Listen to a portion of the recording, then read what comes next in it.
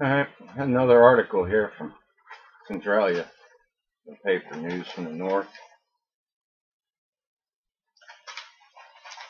First off, I'd like to thank Steve, my good friend at work, for collecting the newspaper articles that I have here. Alright, anyway, very few remains as 1962 coal fire still burns. Holdouts pushed out as demolition is planned in the Associated Press. Centralia. Standing before the wreckage of his bulldozed home, John Locatus, Jr. felt sick to his stomach, certain that a terrible mistake had been made. He'd fought for years to stay in the house.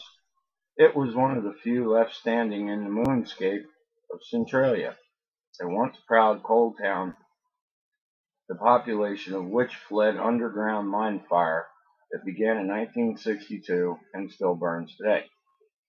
But the state had ordered Locatus to vacate, leaving the fourth generation Centralian little choice but to say goodbye to the house and to what's left of the town he loved. I never had any desire to move, said Lodicus, 39 years old. It was my home. After years of delay, state officials are now trying to complete the demolition of Centralia, a borough in the mountains of northeastern Pennsylvania that all but ceased to exist in the 80s. After the mine fire spread beneath homes and businesses, threatening residents with poisonous gases and dangerous sinkholes. More than 1,000 people moved out and 500 structures were razed under a $42 million federal relocation program. But dozens of holdouts, Locatus included, refused to go, even after their houses were seized through eminent domain in the early 1990s. They said the fire posed little danger to their part of town, accused government officials and mining companies of a plot to grab the mineral rights, and vowed to stay put. State and local officials had little stomach for the ousting. Excuse me.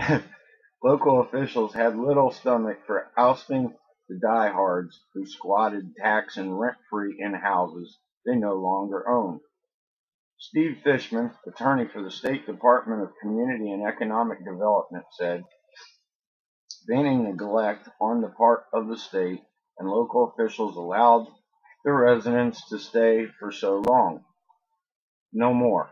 Fishman told the Associated Press the state is moving as quickly as possible to take possession of the remaining homes and tear them down. Everyone agreed that we needed to move this along, he said. In 2006, there were 16 properties left standing. A year ago, the town was down to 11. Now there are 5 houses occupied with fewer than a dozen holdouts. Centralia appears to be entering its final days. The remaining holdouts, weary after decades of media scrutiny, rarely give interviews, but the town's 86-year-old mayor, Carl Walmer, said he doubts he'll have to go. Indeed, Locatus and others believe that elderly residents will be allowed to live out their final years in Centralia, even after a Columbia County judge decides next month how much they should be paid for their homes. Nothing's happened. We're still here, said Walmer, whose wife, Helen, who died in 2001, was an implacable foe of relocation. No one's told us to move, she said.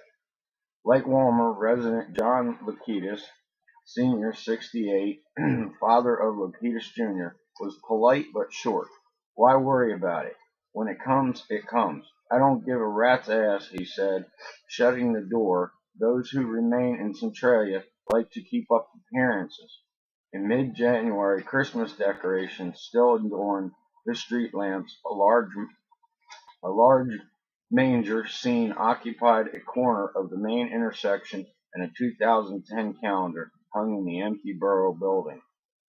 Associated Press, from Saturday, February 6, 2010.